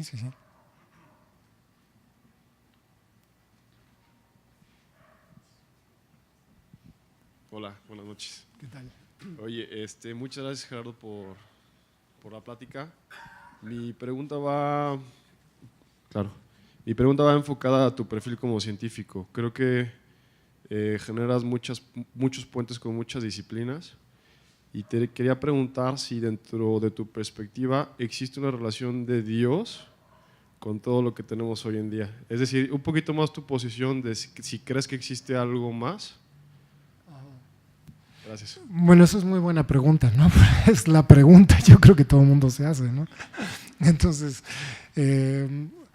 pues honestamente, no sé, digo, yo creo que una cosa es Dios y otra cosa es la ciencia, ¿no? Porque, o sea, la ciencia porque algunas personas han tratado de decir, por ejemplo, científicos, demostrar científicamente que Dios no existe o que Dios existe, ¿no? O sea, no tiene sentido eso, porque son dos cosas diferentes. Y hay científicos que son religiosos, científicos que no lo son. Entonces yo no Entonces yo como que eso no lo mezclo, ¿no? En el sentido de que no creo que la ciencia tenga una respuesta. Para mí la ciencia es como una cosa muy pragmática no sé, mira, tú por ejemplo, si yo dejo suelto, va a caer, ¿no? Todo el mundo está convencido y los filósofos tratan de entender por qué cae, ¿no? Y los científicos somos más pragmáticos. En realidad yo no sé por qué cae este vaso, no sé, ¿sí? Pero sé que si yo mido esto con un patrón y comparo con otro patrón que es un reloj, entonces si le aumento a esto, pues el tiempo va a ir como tal, o la velocidad con la que cae si lo dejo de cierta altura. Y contesta preguntas muy sencillas, si te pones a ver. O sea, los filósofos en realidad yo diría que los científicos tratamos de explicar el cómo, no el por qué. Sí, eso es más una pregunta más filosófica, más que científica. El cómo. ¿Cómo pasa? ¿No? O sea, ¿por qué hay día en la noche? Y bueno, pues, no sé. Y es un poco el poder de la ciencia, ¿no? Por ejemplo, a Newton también en un momento de intuición, estaba en un momento de ocio, y se le cae una manzana, y entonces él se pregunta, bueno, lo mismo que me decía mi abuelita, oye Gerardo, explícame por qué no se nos cae la luna en la cabeza. Sí, y tiene toda la razón mi abuelita, y es la misma pregunta que se hizo Newton. Y la respuesta de Newton es, bueno, si la manzana me cae, también la luna me cae en la cabeza. ¿Sí? Y él elaboró esa respuesta y se dio cuenta que había algo que estaba jalando a la luna, y que entonces sí, la luna estaba cayendo, pero caía tan rápido como la curvatura de la Tierra, entonces pues daba vueltas. Entonces una órbita en realidad es una caída. Entonces mi abuelita sí tenía razón, ¿no? Y entonces mi postura al respecto, claro, tú dices, bueno, tú piensas que Dios existe, no sé, honestamente, en momentos de mi vida sí, y en otros momentos cuando veo las noticias, en este momento todo me cuesta, y tragedias que le han pasado a amigos y todo, de violencia, me cuesta mucho creer, ¿no? O sea, no lo puedo entender, ¿no? Porque también yo digo que, bueno, dime qué Dios tienes y te diré quién eres, ¿no? Entonces, para mí pues hay gente que tiene un Dios que castiga, etcétera. Yo no podría concebir un Dios así, ¿no? Entonces, a veces me cuesta reconciliar con la realidad que veo. Me cuesta, ¿no? Pero no sé, pero en otros momentos siento que, no sé, entonces, porque desde chico yo soy científico porque tenía como 2, 3 obsesiones que uno tiene desde chico, y una de ellas son los fractales, ¿no? Porque yo veía, cuando era chiquito había un bote de jabón y había un señor que bailaba que tenía un bote de jabón, y dentro de ese había un señor que bailaba que tenía un bote, y yo lo veía y me pasaba horas viéndolo, ¿no? Y ahí me doy cuenta, muchos años después me doy cuenta que ella traía como esa obsesión, ¿no? Y la otra cosa es que en la escuela siempre me decían, bueno, es que la Tierra está en el sistema solar está no sé, en la galaxia, y la galaxia está en el grupo local de galaxias, y luego está en un cúmulo de galaxias, y luego ¿qué? Y luego yo decía, bueno, pero ¿qué hay después? ¿Blanco? ¿Qué hay? Y todavía, bueno, estudié física y todo, y nadie me lo puede contestar, ¿no? Entonces también en ese sentido yo no creo tampoco en la teoría del todo, porque dices, bueno, ¿por qué esta ecuación y no otra? Imagínate que encuentras la ecuación final del universo. ¿Por qué es esta y no es esta otra? Y los que hacen supercuerdas le dan la vuelta y dicen, bueno, en realidad sí hay otro universo donde se vale esto, se vale esto, se vale esto y se vale todo. También es difícil de concebir, pero no sabemos. Entonces son respuestas muy profundas y que dependen de cada quien, ¿no? Yo honestamente oscilo, ¿no? Oscilo. De repente, sí, tal vez soy muy pulsánime en mi fe, pero…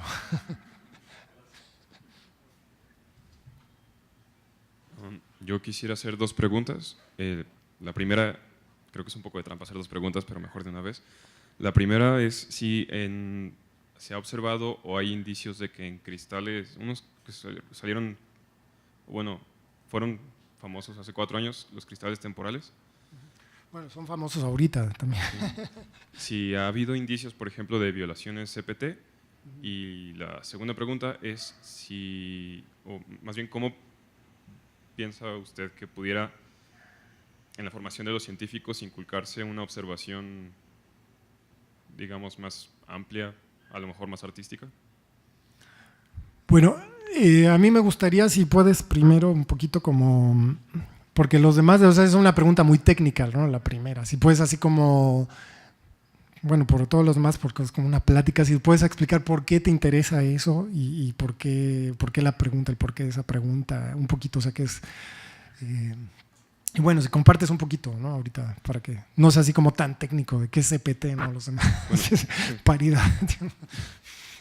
Carga, paridad, tiempo, pues igual no les dice nada a ellos.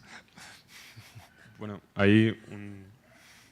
había originalmente suposiciones en física de que si uno realiza o si un sistema lleva a cabo determinado… ¿Se escucha? Sí, sí. Había en física la expectativa de que cada sistema, creo que cada sistema que ocurriera a través de que llevara a cabo cierta dinámica, habría una invarianza invarianza quiere decir que da igual. Si cambiamos las cargas, por ejemplo, porque no esperamos que las cargas, como nosotros elegimos cuál era la positiva y cuál era la negativa, no debería haber una diferencia si fueran al revés. Eso es la C de CPT, la carga. Otra cosa es paridad, de que si llevamos a cabo un experimento en el que existe una cierta dirección en la que sucede una dinámica, de cierto modo podemos, digamos, llevar el experimento a cabo, verlo en un espejo y lo veríamos similar, lo veríamos reflejado. Y por último, la T es de tiempo y tiene que ver con una regresión del fenómeno. No tanto de que pase al revés, sino de que los lapsos del tiempo ocurran, digamos, como en un espejo. Entonces, bueno, a mí me interesan sí violaciones CPT porque actualmente dicen, o la investigación apunta a que las violaciones CPT podrían explicar el problema de la dirección del tiempo.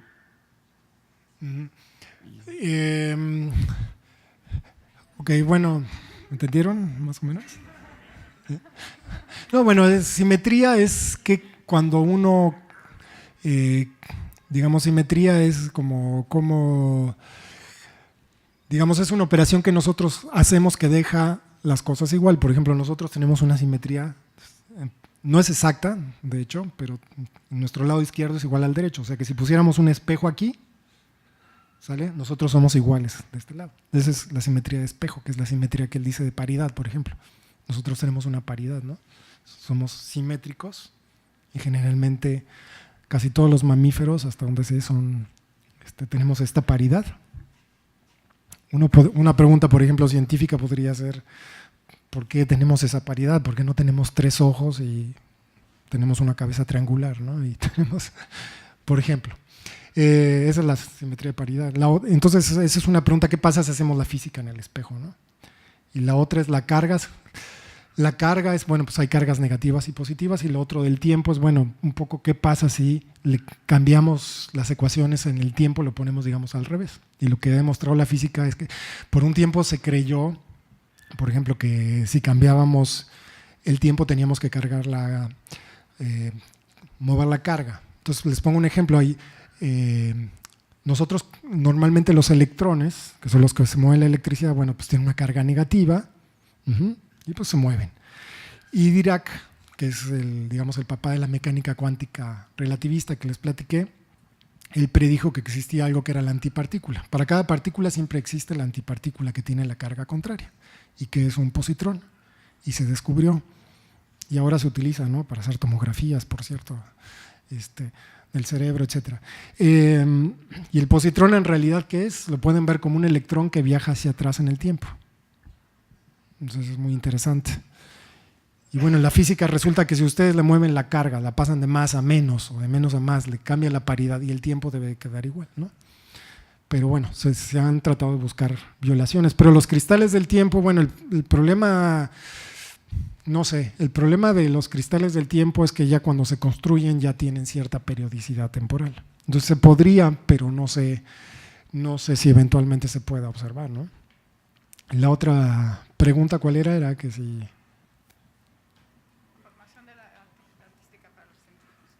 De cómo fomentar en los que se forman como científicos una observación más amplia o más artística de las cosas y no solamente enfocarse en números y en ecuaciones? Yo creo que hay varias maneras, pero la primera sería plantearse problemas, una buena manera es plantearse problemas cotidianos, ¿no?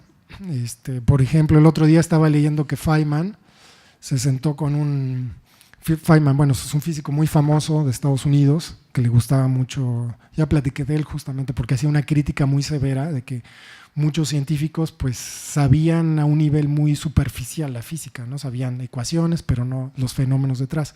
Entonces, por ejemplo, él se puso a pensar que si ustedes agarran la sopa de fideos y la hacen así y la paran, resulta que en cierto momento la sopa de fideos se va hacia atrás, ¿no? Por ejemplo, ahí, entonces tienes ahí una cosa, la sopa con fideos no se porta igual que la sopa, por ejemplo. Entonces, tratar de entender cosas muy sencillas como esa, ¿no? Por ejemplo, tú te agarras una tapa de estas botellitas de agua, le haces así y primero empiezan a girar en un lado y de repente en cierto momento empiezan a girar hacia el otro, no sé si te has fijado.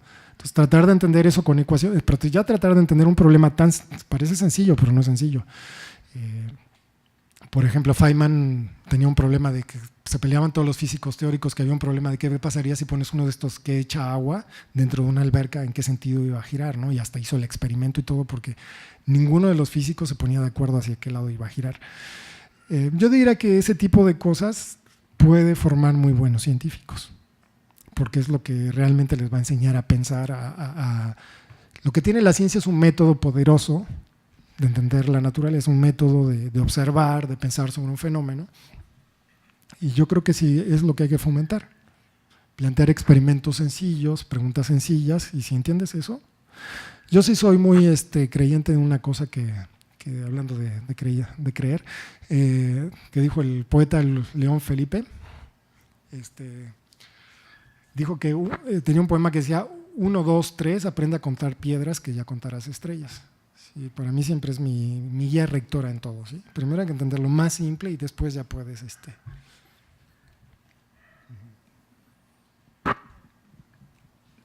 Buenas noches. Me gustaría darle como un acercamiento más a través de la música.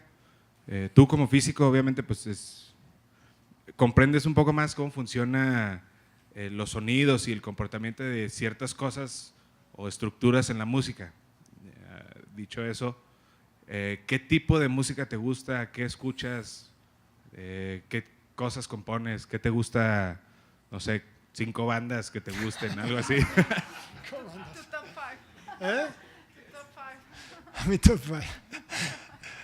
No, mira, yo estamos platicando de eso también. A mí me gusta música de todo.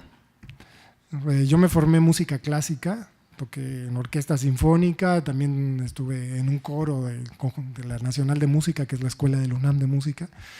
Luego estuve tocando música para niños con los hermanos Rincón, que eran como, pues dice, como 10 discos de música para niños. De hecho, vine una vez aquí a Guadalajara a tocar con ellos porque era como los Cris alternativos. Todavía se siguen vendiendo los discos por ahí, ¿no? Y hasta piratas los puedes comprar. Sí.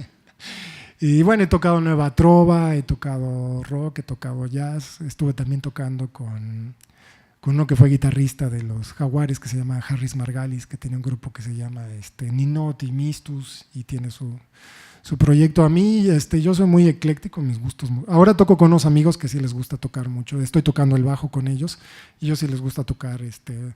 A mí lo que me gusta tocar con ellos es rock progresivo, por eso estoy con ellos, así como con Yes, que sería Genesis, no sé, Rush, por ejemplo. Somos un trío, nos gusta tocar. Originalmente nos reunimos para un concierto tributo de Rush, por ejemplo. Entonces, creo que ya te dije 3 bandas.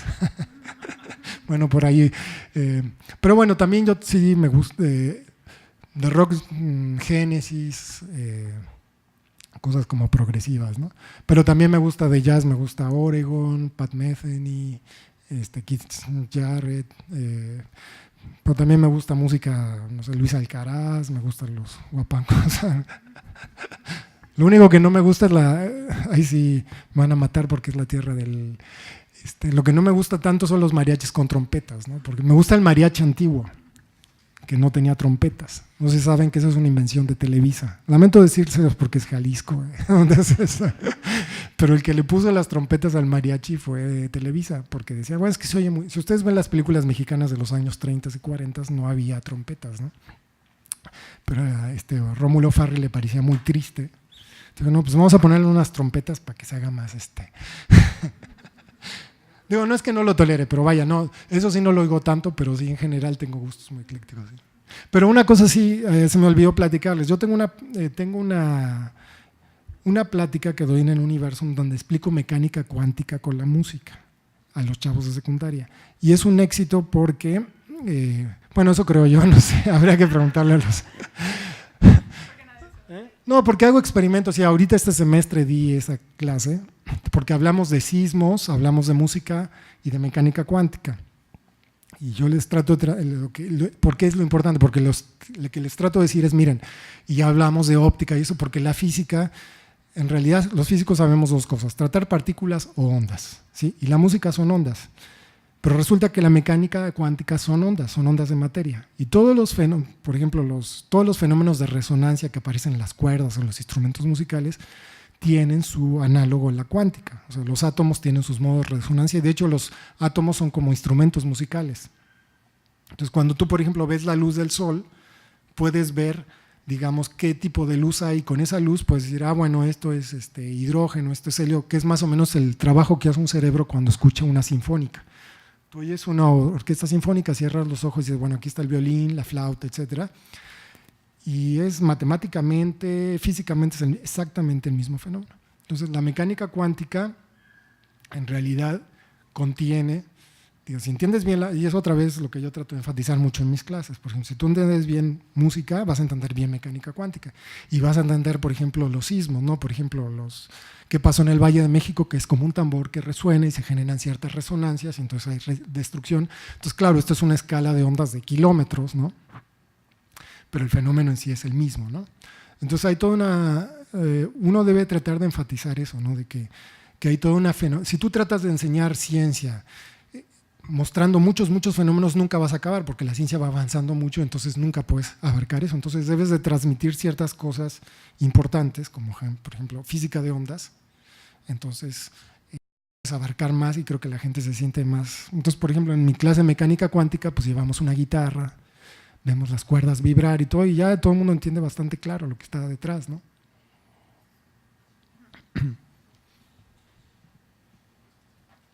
Hola, pues me llamó la atención lo que decías que habías utilizado como análisis estadístico para textos, para literatura. Ajá. Entonces quería que nos contaras un poquito cómo fue esa experiencia y qué analizaste y qué encontraste.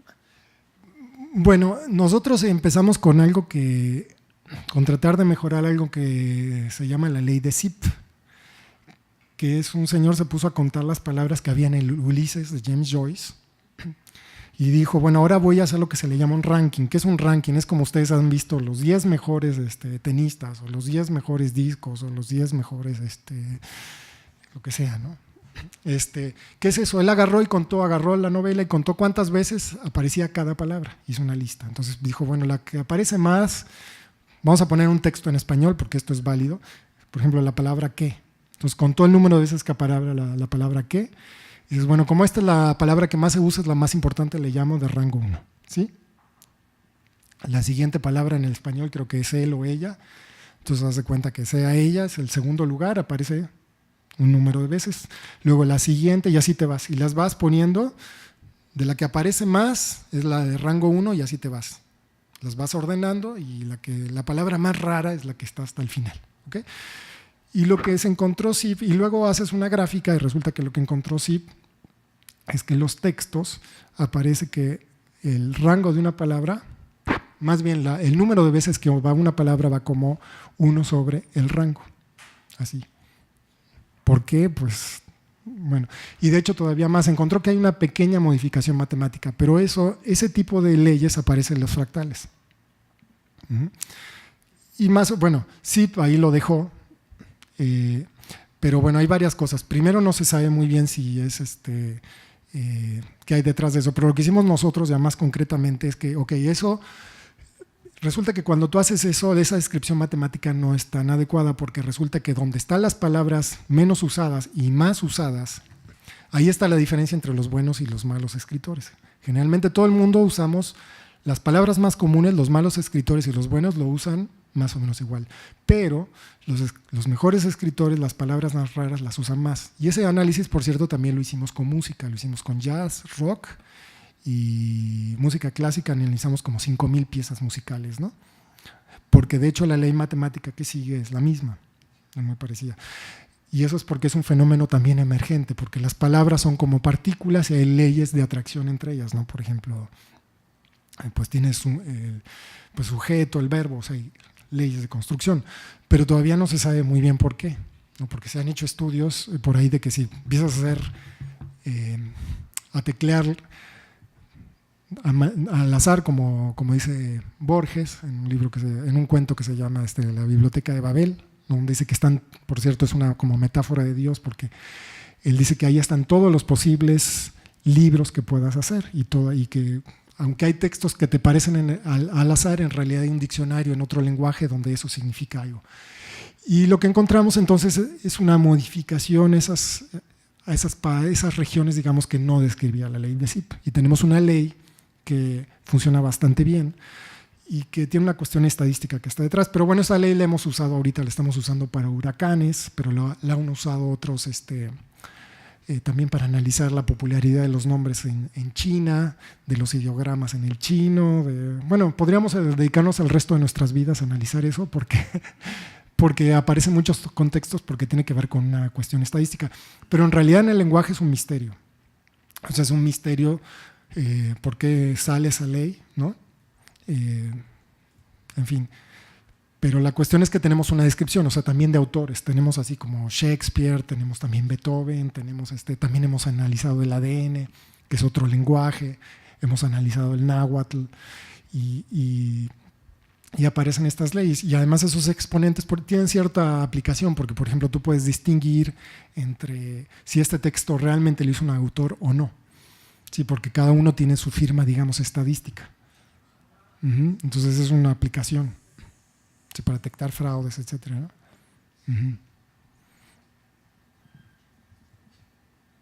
Buenas noches.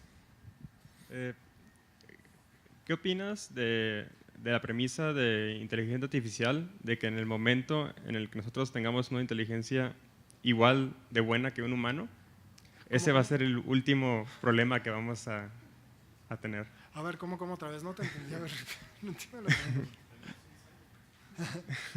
No, en el desarrollo de la inteligencia artificial cada vez se obtienen máquinas pues, más inteligentes.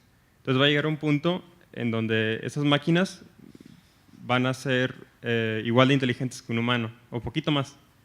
Pero la cosa es de que cuando se llega a ese punto, ya no, es el último problema que los humanos van a solucionar.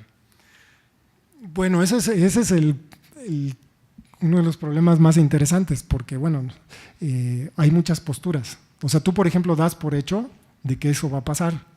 Y hay muchos físicos como Penrose que dicen que eso nunca va a pasar. Y hay otros como Hofstadter que dicen que sí va a pasar. Entonces, primero no lo des por hecho porque es un debate, porque la gente lo ha tratado de demostrar matemáticamente. Hofstadter trata de demostrarlo, eso a partir de algo que se llama teorema de Gödel. No sé si les han hablado aquí, pero es al principio del siglo XX, unos matemáticos trataron de ahora formalizar todas las matemáticas diciendo, bueno, ahora vamos a poner unos postulados básicos y vamos a demostrar todo lo demás. Matemática sigue de aquí, ¿no? Un poco lo que les dije, una teoría del todo, ¿no? Les damos unos verdades evidentes que se llaman axiomas y vamos a demostrar todo lo que sigue abajo, ¿no? De una manera lógica y coherente. ¿Sí? Entonces una computadora, por ejemplo, pues como tiene una lógica muy determinada, siempre va a seguir eso. Pero ¿qué demuestra Gödel? Les destruyó totalmente eso, porque muestra que en esos sistemas lógicos siempre hay proposiciones que no se pueden decidir. O sea que siempre, a pesar de que tú empiezas a hacer algo muy lógico, resulta que… Y lo interesante, ¿a qué se debe? Bueno, la demostración es justamente la que aparece en la Biblioteca de Babel. Así que no existe un diccionario que pueda contener todos los diccionarios. Te lo puedo resumir en esta frase, mira, esta frase es mentira. Entonces, ¿esta frase es mentira, es verdadera o es falsa? Porque si es mentira es verdadera, pero si es verdadera entonces tiene que ser falsa. Y eso es una proposición indecidible. Entonces, bueno, eso es una de las cosas que más discuten los de inteligencia artificial, porque por ejemplo, Hofstadter también dice, los que dicen que hacen inteligencia artificial no están haciendo inteligencia artificial, ¿sí? Sí, porque ahorita, bueno, hay juegos, hasta hace poco creo que el Go era el único juego que las computadoras, que el humano le podía ganar a una computadora, pero ahora ya no hay ningún juego que pueda ganar el humano, ¿sí? Sin embargo, las computadoras, y también se hicieron unos experimentos de tratar de que las computadoras demostraran teoremas, ¿no? Y por ahí demostraron algunas cosas interesantes, pero no, pero bueno, mucha gente dice, como Penrose, que lo que pasa es que los humanos tienen la capacidad justamente de trascender esas cosas indecidibles y un poco tal vez por la búsqueda de la belleza o de la verdad o de la intuición que una computadora no tiene, es justamente lo que hace la diferencia. Entonces, mientras unos dicen que una computadora sí puede desarrollar esto, mucha gente dice que no. Entonces, no es una pregunta trivial y probablemente es una de las preguntas que tienen que ver con el cerebro, ¿no? Con qué es la conciencia. Y es otra vez un fenómeno emergente. Ahorita la situación es como lo que él dice, es que tú puedes entender que sí, cuando lees algo se te ilumina una parte del cerebro y ya se sabe muy bien el mapa del cerebro que se te ilumina cuando tocas música, cuando haces una ecuación, entienden muy bien cómo funcionan las neuronas, los potenciales, los modelos, hay redes neuronales, pero la conciencia, que es un fenómeno emergente, nadie lo ha resuelto.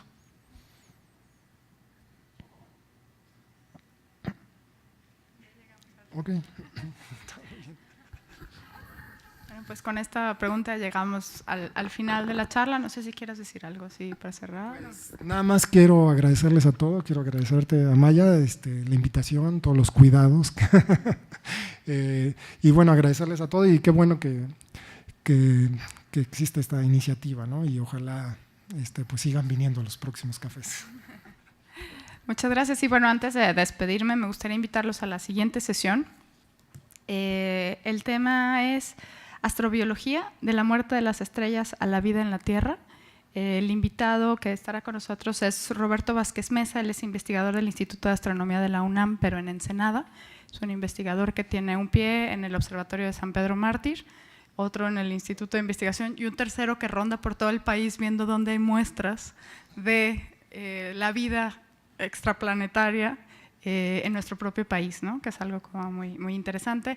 Esta sesión está enmarcada en las celebraciones del 60 aniversario del ITESO y de los 10 años de los diplomados en astronomía del ITESO, entonces, bueno, pues vamos a estar aquí celebrando muchas cosas. Los esperamos, es el 6 de marzo. Y bueno, también me gustaría…